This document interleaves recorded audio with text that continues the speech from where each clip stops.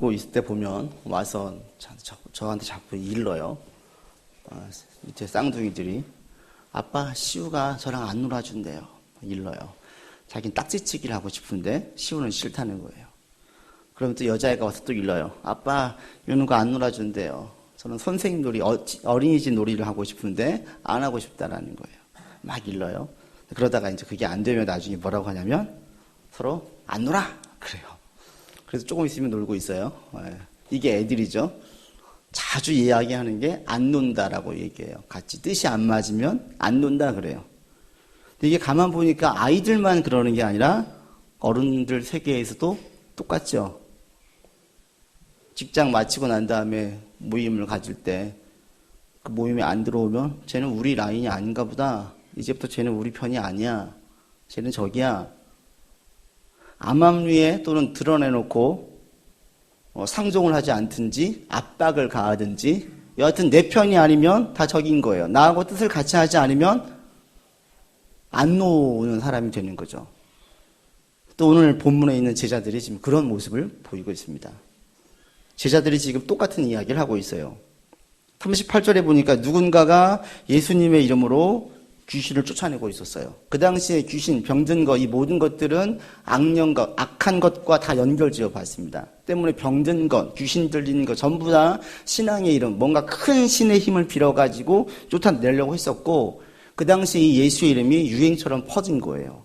예수라는 자가 누군지 모르겠지만 예수의 이름으로 귀신이 나가더라. 그래서 예수의 이름을 이용해서 귀신을 내쫓으려고 했고 그것을 본 예수님의 제자인 요한이 그 얘기를 들은 다음에 또 우리와 함께 할래? 아니, 그럼 넌 우리 편 아니야. 이제부터는 예수의 이름 사용하지 마. 우리는 예수님의 제자이지만 넌 그분을 따라다니는 제자가 아니니까 넌 사용할 권리가 없어. 라고 이야기하면서 우리 편에서 아웃을 시킨 거예요.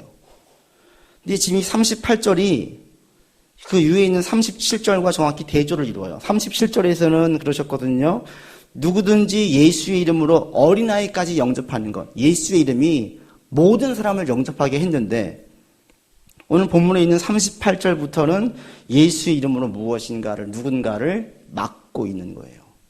그럴 때 예수님께서 넌 우리 편 아니니까 하지 마 라고 하는 이야기를 듣고 오늘 본문에서는 누가 우리 편이냐? 누가 우리를 위하는 사람이냐?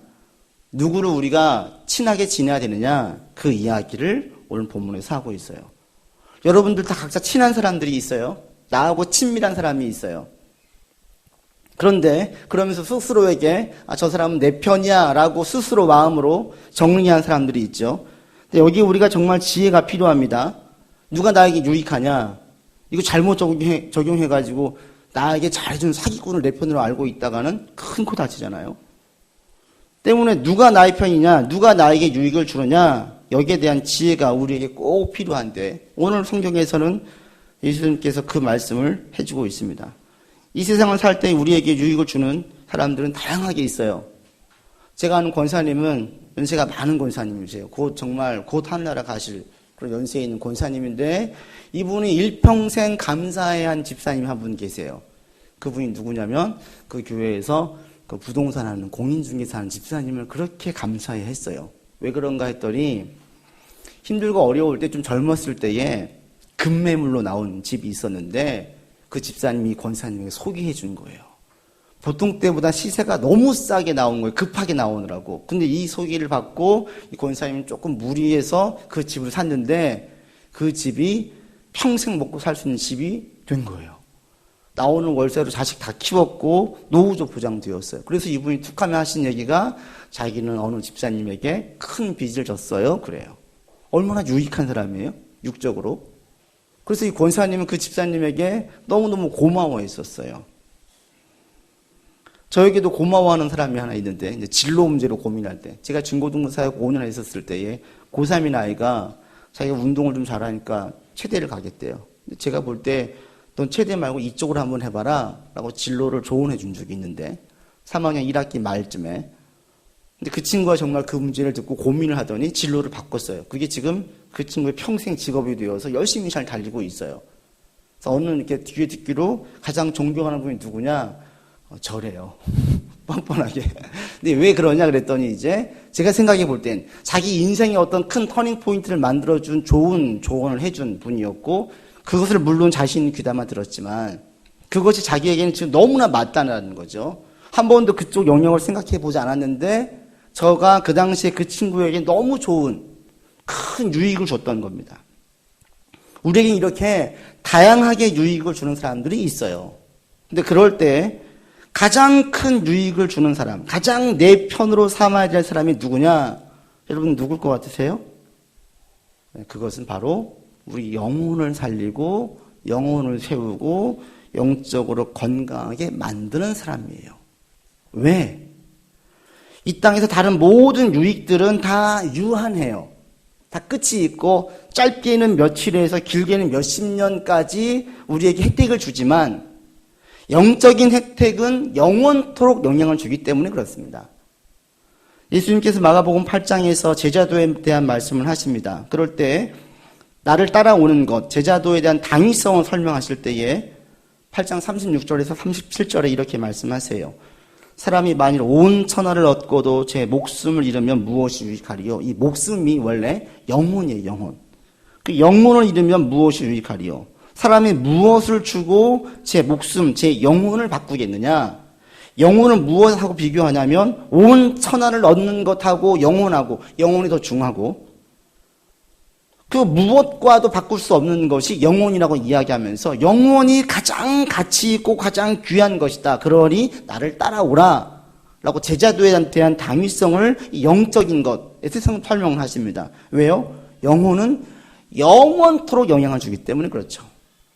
그래서 가장 중요한 사람, 우리에게 가장 내 편으로 삼아야 될 최고의 사람이 누구냐면 내 영혼을 건강하게 하고 영적으로 성장하게 하고 열매를 맺는 데에 도움을 주는 사람이 우리에게는 가장 유익을 주는 사람이다.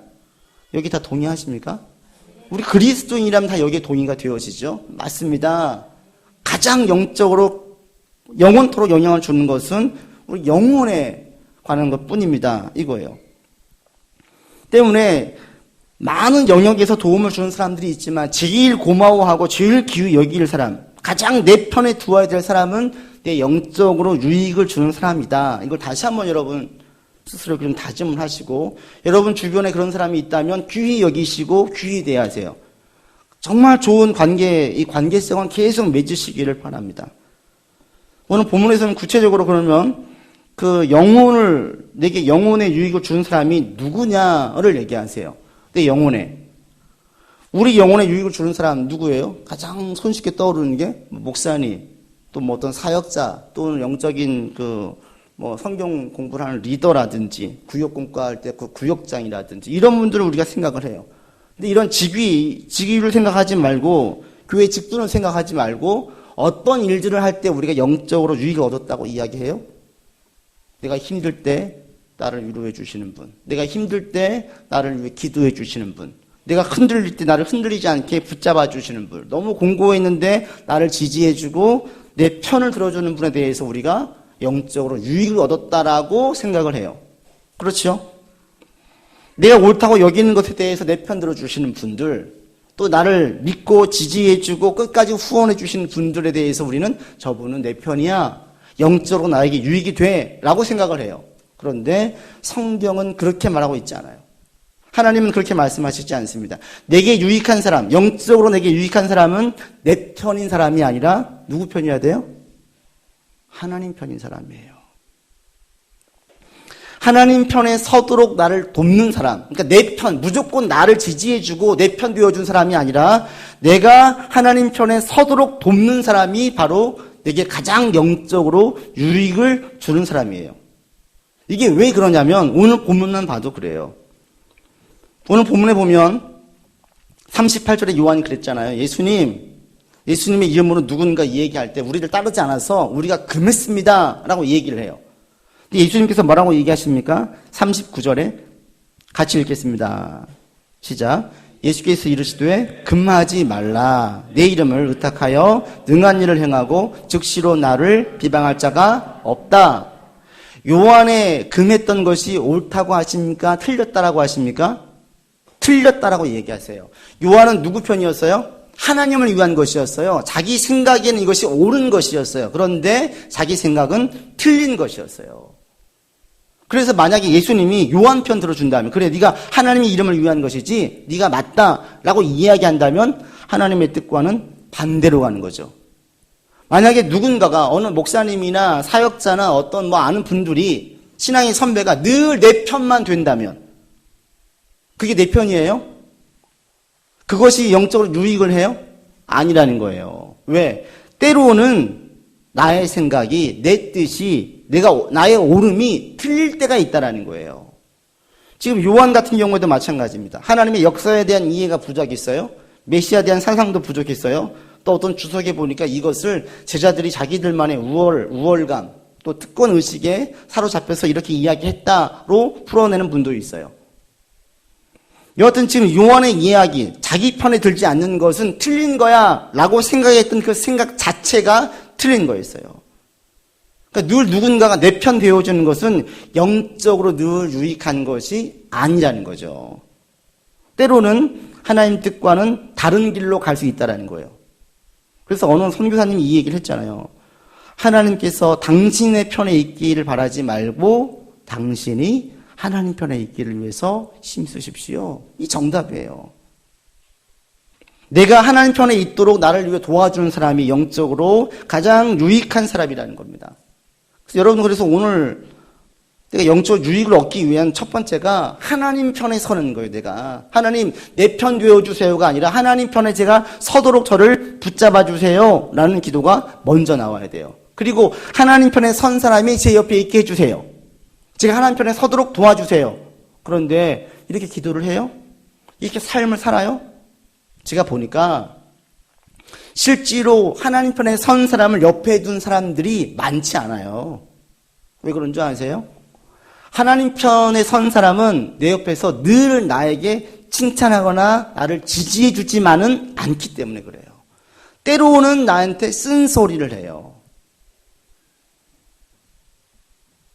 다윗을 보세요. 다윗이 우리아 안에 밧세바를 범했어요. 그 당시 다윗은 잘 나가는 왕이었어요. 가장 힘이 센 왕이었어요. 선지자 나단이 와서 아주 심하게 면박을 주죠. 쓴소리를 해요. 조금만 인간적으로 생각을 해보면 너무했다 싶어요. 내가 왕인데, 당신은 나이가 준 녹을 먹고 있는데 어떻게 왕인 나에게 그렇게 심하게 말할 수 있냐, 큰 창피를 줄 수 있냐, 인간적으로 생각을 할 수 있어요. 쓴소리예요. 이런 경우들을 많이 봤어요. 누군가 신앙을 잘못 가고 있어요. 거기에 대한 무슨 얘기를 하면 서운해해요. 어떻게 나한테 목사님 그러실 수가 있네요. 저도 그런 경험을 한 적이 있어요. 누군가 상담을 청했어요. 얘기를 듣고 보니까 영적으로 지금 잘못 가고 있어요. 얘기를 했는데 거기에 대해서 고마워하는 것이 아니라 싫어해요. 어떻게 자기에 대해서 그렇게 심하게 말을 할 수가 있냐. 쓴소리로 생각을 하는 것이 이 쓴소리가 듣기 싫은 거예요. 그래서 저는 상담을 할 때 제일 첫 번째 묻는 게 제 스스로가 그 분을 보면서 생각해 보는 게 저 사람이 지금 정말 하나님 편에 서길 원해가지고 상담을 하는 건지 아니면 자기 얘기, 자기 주장에 대해서 좀 하나님이 편들어주기를, 목사가 편들어주기를 바라는지 그걸 먼저 저는 생각을 해봐요. 그럴 때에 하나님 편에 서기를 원하지 않으면 아무리 좋은 조언도 필요 없어요. 그 사람 서운하기만 하고요. 상처받았다고만 이야기하지 좋게 안 들어요. 그런 경험을 몇 번 하고 나니까 교회 안의 성도들 가운데에서 신앙적인 조언을 귀담아 듣는 지체들이 얼마나 귀한지 몰라요. 저도 그런 지체를 볼 때 제일 고마워요. 저희 얘기를 부족하지만 이야기를 듣고 신앙적으로 조언을 할 때에 그것을 귀하게 여기는 지체들, 어떻게든 삶에 접목시키려고 애를 쓰는 지체들을 보게 되어지면 목회할 때 너무너무 재밌고요. 힘이 나고요. 그런 친구를 보면 기대가 되어져요. 근데 한 귀로 듣고 한 귀로 흘리는 친구들에게는 별로 어떤 힘이 안 나요. 이 시간 여러분들이 하나님 편에 서도록 힘쓰시기를 바랍니다. 내가 먼저 하나님 편에 서겠습니다 라고 스스로에게 다짐을 하세요. 저는 하나님 편에 서기를 원합니다. 그리고 이렇게 얘기를 하고 나갈 때에 하나님 편에 선 사람을 제 옆에 붙여주세요. 이 사람이 저에게는 가장 유익한 사람이다 라고 고백을 하세요. 비록 때로는 그 사람이 내게 쓴소리를 해도, 때로는 그것이 내게 상처가 되어도 나에게 가장 유익한 사람입니다라고 고백하고 나갈 수 있기를 바랍니다. 근데 이것이 결과적으로 보면은 이것이 우리에게는 가장 유익이에요. 결과적으로 보면. 당신은 쓴소리고 당신은 싫은 소리인 것 같고 당신은 내가 막 펼치고 있는 생각들이 초를 치는 것 같은데 지나고 나서 보면 그것이 가장 큰 유익이 되어지고 실질적으로 하나님의 큰 역사를 여러분이 경험하기를 원하고 눈에 보이는 역사를 보기 원한다면 이 기도를 꼭 하셔야 돼요. 하나님, 제가 하나님 편에 서기를 원합니다. 라는 기도가 있어야 돼요. 여러분이 하나님 편에 서지 않으면서 하나님의 큰 역사와 도움을 바란다면 그런 기대는 크게 하지 마세요. 이 좋은 예가 다윗인데 다윗이 기도할 때 그래요. 다윗의 많은 시편을 보시면 하나님 제 편 되어주세요 그래요. 제 편 되어주세요. 그런데 다윗이 이야기하는 제 편 되어주세요라는 것과 보통 사람들이 제 편 되어주세요, 저를 도와주세요라는 것이 달라요. 가장 크게 다른 게 뭐냐면 다윗은 하나님 제 편 되어주세요, 저를 도와주세요, 이 전제가 뭐냐면 제가 지금 하나님 편에 있으려고 얼마나 애를 쓰는지 아시잖아요. 하나님의 속성을 거론해요. 하나님께서 어떤 분이신지를 제가 알고 있고 제가 그렇게 살려고 애를 쓰고 있습니다. 그러니 저를 도와주세요. 저를 힘들게 하는 저 악한 사울은 지금 하나님 싫어하시는 거 하고 있잖아요. 그러니 사울의 손에서 저를 도와주세요, 보호해주세요 라고 기도해요. 그냥 무조건적으로 제 편 되어주세요, 저를 도와주세요 라고 다윗이 기도하지 않고 저는 하나님 편에 서려고 애를 쓰고 있고 하나님 편에 서서 가고 있으니 저를 도와주세요 라고 기도해요. 그리고 하나님 편에 서 있던 요나단이 중간 다윗에게 와서 힘을 실어줘요. 그때 결과가 어떻게 되어집니까? 사울은 마지막 전쟁에서 스스로 자살하지요. 그리고 이스라엘의 모든 지파는 다윗에게 와서 친히 우리의 왕이 되어달라고 이야기를 해요. 다윗이 무엇인가 정치적으로 볼 때 다윗이 이스라엘 판에 무엇인가 한 수만 두면 이게 다 악수예요. 제가 볼 때는 다윗은 아무것도 하지 않았어요. 근데 하나님이 그 악한 인간들 통해서 알아서 해나가시면서 스스로 와서 다윗에게 왕이 되어달라고 이야기합니다. 그때 다윗이 시편 8편에서 이렇게 고백을 합니다. 주님, 내가 무엇이고 한데 주께서 저를 생각하시며 인자가 무엇이고 한데 저를 권고하십니까? 여호와 우리 주여, 주의 이름이 온 땅에 어찌 그리 아름다운지요. 이 고백이 다윗을 해요. 다윗은 너무 감사한 거예요. 너무 고마운 거예요. 자기 인생을 돌아보니까 하나님께서 왜 이렇게 나를 생각해 주시지? 왜 이렇게 나에게 좋은 권고를 해 주시지? 내가 지금 여기 있기까지 이 모든 것이 어떻게 된 것이지? 다윗의 모든 세상 사람들이 볼 때 그 성공에 대한 모든 것들은 하나님의 은혜였어요. 근데 세상에서 자기가 성공한 사람들은 어떻게 돼요? 내가 이만큼 수고했고 내가 이만큼 고생했고. 교회도 똑같아요. 교회가 커진 다음에 목사가 스스로 자랑하는 목사들이 있어요. 내가 어떻게 수고했는데. 그에 비해서 다윗과 같이 하나님 편에 서려고 애를 써서 무엇인가 풀려지는 경험을 한 사람들은 다 다윗과 같은 고백을 해요. 모든 것이 하나님의 은혜입니다. 이 고백을 해요. 여러분들이 힘써서 하나님 편에 서시기를 바랍니다. 그러면 하나님의 도움의 역사를 많이 맛보게 됩니다. 그리고 마지막에는 내게 주신 모든 것이 하나님의 은혜입니다. 라는 고백으로 살아갈 수 있게 되어져요. 우리 인생은 늘 진행형입니다. 여러분, 죽을 때까지 끝난 게 아니에요. 끝난 게 아니에요. 아니, 죽고 난 다음에도 끝난 게 아니에요. 예수님의 죽음으로 끝나지 않았습니다. 제자들의 죽음으로 끝나지 않았습니다. 하나님의 역사는 계속 진행되어졌습니다. 오늘까지. 때문에 우리의 죽음으로 끝나지 않아요. 신앙 안에 있으면 이 죽음은 끝이 나는 것이 아니라 새로운 시작으로 계속 하나님의 역사가 진행되어집니다. 그래서 우리가 다시 한번 하나님 편에 서겠습니다. 하나님 편에 선 사람을 제가 옆에 두겠습니다. 이런 다짐과 고백을 하시고 여러분 주변에 그런 지체가 지금 떠오른다면 정말 보석처럼 여기세요. 보석처럼. 참 귀한 지체다. 근데 그 친구 단단히 붙들고 이번 주에 밥이라도 한 번 더 먹고 차라도 한 잔 더 마시면서 이야기 나누세요. 그러면 마지막엔 반드시 이렇게 여러분 얘기하실 거예요. 많은 하나님의 도움의 역사를 떠올리면서 모든 것이 하나님의 은혜입니다 라고 고백할 겁니다. 하나님, 제가 무엇인데 저를 그렇게 생각해 주십니까? 저를 권고해 주십니까? 감사합니다 라는 고백을 할 수밖에 없습니다. 여러분, 마지막에 다 이런 고백을 할 수 있기를 바라고요. 이런 고백의 시간들이 지금 계속해서 있어지기를 주의 이름으로 권면을 드립니다. 그래서 누군가가 내 편 되어주길 바라지 마시고 하나님 편에 서도록 도와준 사람이 진짜 옳은 사람이에요. 그럴 때 오늘 본문에서 예수님은 간단하게 누가 우리 편인지를 설명하십니다. 39절 읽었는데 39절, 40절에 한번 보십시오. 40절 같이 읽겠습니다. 시작. 우리를 반대하지 않는 자는 누가 우리 편이라 그래요? 우리를 반대하지 않는. 이 반대라는 것이 헬라 원어를 보게 되어지면 더 심한 말이에요. 대항하는 것, 적대시하는 것, 적으로 삼는 것. 누군가 우리를 적대시하지 않으면 우리 편이다. 그러면서 더 이어갑니다. 41절 같이 읽겠습니다. 누구든지 너희가 그리스도에게 속한 자라 하여 물 한 그릇이라도 주면 내가 진실로 너희에게 이르노니 그가 결코 상을 잃지 않으리라. 39절로 41절까지 종합해 보면 그렇습니다. 누가 우리 편이냐? 우리를 적대시하지 않고 대적하지 않고 저항하지 않으면서 예수님의 이름으로 능력을 행하는 자가 우리 편이다. 이거예요.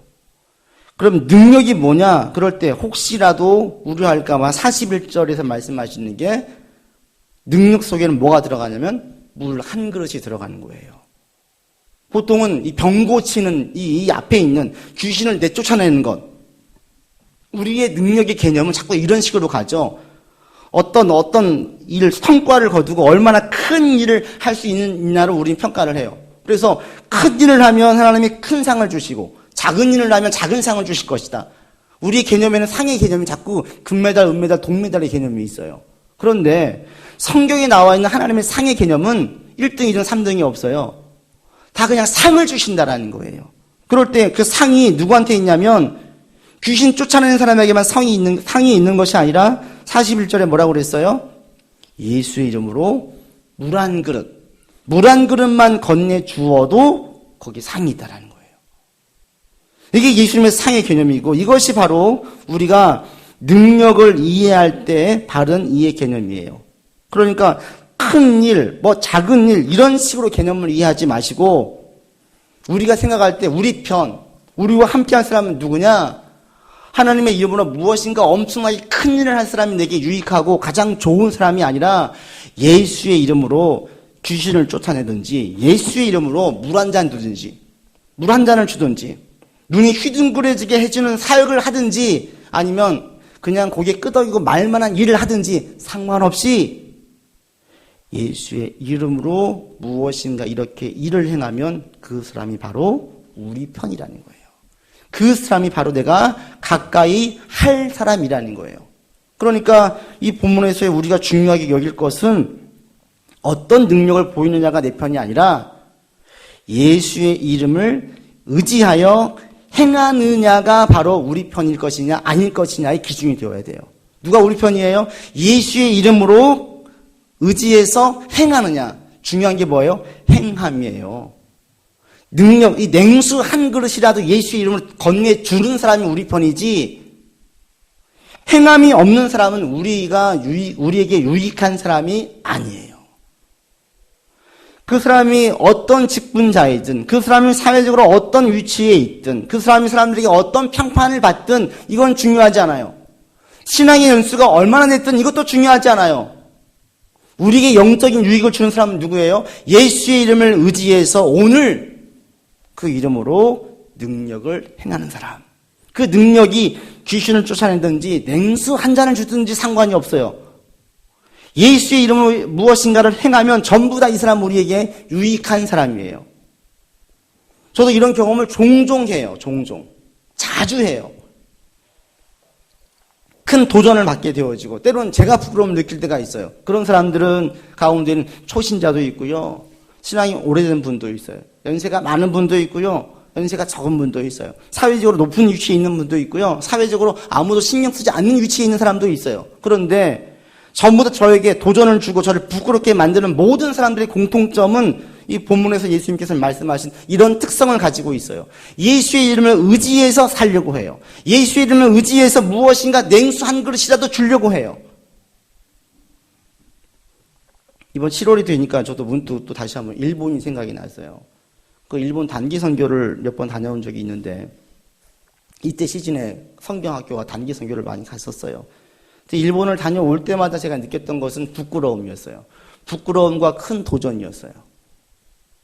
일본은 기독교인이 1%도 안 되죠. 그런데 거기 있는 기독교인들과 함께 생활하고 그들의 간증을 듣게 되어지면 너무나 큰 도전을 받게 되어져요. 이 사람들은 그냥 아무 생각 없이 교회를 나갈 수가 없잖아요, 상황이.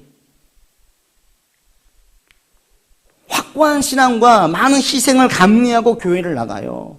그리고 그 교회 내에서 지난번에 갔을 때는 어느 가정집에서 성경학교를 하는 거예요. 가정집에서 교회 자기 집을 오픈해가지고 교회까지가 머니까 자기 집을 오픈했어요. 그래서 그 동네 아이들을 불러가지고 저희가 이제 교사도 하고 설교도 했는데 아이들을 불러서 7, 8명 아이들 데리고 성경학교를 하는 거예요.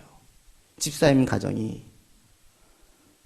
그거를 보고 부끄럽기도 하고 뭉클하기도 하고 도전도 되었어요. 이게 바로 냉수한 그릇 아니에요? 기껏해 7, 8명 애들 데리고 성경학교를 하는데 집에서 하니 무슨 프로그램이 잘 돼 있겠어요? 얼마나 시스템이 잘 돼 있겠어요? 큰 교회 사이즈를 볼 때는 냉수한 그릇이죠. 그럼에도 불구하고 그것은 저에게 너무나 큰 도전과 부끄러움을 줬어요. 그래서 지난번에 밥 먹을 때 제가 사실 진담인데 내년에 우리도 일본 단기 선교 갑시다. 제가 그랬었어요. 할 수 있으면 내년에 꼭 일본 단기 선교를 가서 거기 또 개척해서 있는 저랑 비슷한 연배의 목사님이 계세요.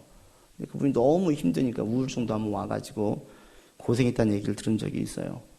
가서 위로도 해드리고 싶고 또 제가 도전도 받고 싶고 이런 마음이 많이 있더라고요. 내년에 우리 교회 가운데 이런 상황이 열려져가지고 단기 선교를 갈 수 있다면 꼭 일본으로 가서 같이 도전을 좀 받고 왔으면 좋겠다 하는 마음이 생깁니다. 여튼 우리 주변에 누가 우리에게 도전을 주고 누가 내 영적으로 나를 살리게 만드느냐 단순하게 이 말씀만 보시면 돼요. 이 말씀 그대로예요. 누군가가 예수의 이름으로 냉수 한 그릇, 물 한 그릇이라도 주면 그 사람이 바로 우리에게 영적으로 유익을 주는 사람이에요. 여러분 주변에 이런 사람이 있다면 이런 사람을 단단히 붙드세요. 그 다음 또 한 가지 여러분들이 이런 사람이 되기를 주 이름으로 정말 강하게 권면을 드립니다. 그래야 내가 살 수 있어요. 내가 깨어있을 수 있어요. 그래야 하나님 편에 선 사람이 내 옆에 왔을 때 내가 귀한 줄 알고 그를 붙잡을 수 있어요. 같이 살아요. 그래야. 우리 교회도 마찬가지입니다. 샬롬의 우리 모든 식구들이 이렇게 서기를 바랍니다. 또 함께 예배드린 여러분들도 또 이렇게 서기를 바랍니다. 그럴 때 우리는 든든하게 설 수 있고 영적으로 깨어있을 수 있고 함께 연합해가지고 하나님의 영광을 드러낼 수가 있어요. 말씀을 맺습니다. 여러분, 내가 진짜 내 편 삼을 사람이 누구예요? 늘 나를 지지해 주는 사람이 아니라 내가 하나님 편에 서도록 늘 나를 힘써 도와주는 사람. 때로는 칭찬일 수 있고 때로는 격려일 수 있고 때로는 쓴소리일 수 있지만 그 사람의 중심이 내가 하나님 편에 서기를 원하는 이야기라면 다 들으시기를 바랍니다. 그런 마음을 가질 수 있기를 바랍니다. 속이 좁아가지고 좋은 얘기 해주면 웃고 안 좋은 얘기 해주면 막 그냥 싫어하지 마시고 저 사람의 중심이 정말 하나님 편에 서기를 원하는 마음을 가지고 네가 이야기한다면 하나님의 음성으로 들으세요. 그리고 여러분 스스로 예수님 이름을 의지해서 냉수 한 그릇이라도 자꾸 무엇인가 줄 수 있는 행할 수 있는 여러분들 되기를 바랍니다. 그러면 주변에 있는 이런 신실한 사람들이 보이고 함께 연합하는 것을 내가 즐겨하게 될 것입니다. 오늘 예배드리는 모든 분들이 그리스도 안에서 늘 깨어있기를 바라고 영적으로 서로 도전되어 주기를 바라고 신앙에 크게 유익을 주는 사람으로 주고받는 여러분 모두가 되기를 주 이름으로 권면을 드립니다. 기도합시다. 하나님, 누가 우리를 위한 자입니까? 누가 내 편입니까? 내가 누구와 가장 친하게 지내야 되겠습니까? 오늘 말씀을 통해서 깨닫게 하셨사오니 말씀 붙들고 나아가도록 인도하여 주시옵소서. 우리가 가까이 할 사람은 늘 나를 지지해 주는 사람이 아니라 내가 하나님 편에 서도록 나를 힘써 돕는 자입니다. 이런 자가 있다면 귀히 여기게 하시고 그를 붙들고 그와 함께 연합하여서 참된 성도의 교제가 풍성한 가운데에 함께 신앙생활할 수 있도록 인도하여 주시옵소서. 특별히 오늘 함께 예배드리는 오늘 소망교회 모든 성도분들 한 분 한 분을 기억해 주시고 이분들을 통하여서도 동일한 하나님의 영광과 역사가 드러날 수 있도록 인도해 주시며 늘 하나님 편에 설 수 있도록 인도하여 주시옵소서. 샬롬의 모든 식구를 한 사람 한 사람 붙잡아 주시어서 늘 목사 편, 성도 편이 아니라 하나님 편에 서는 자가 될 수 있도록 늘 인도하여 주옵소서. 우리 구주 예수 그리스도 이름으로 기도드립니다. 아멘.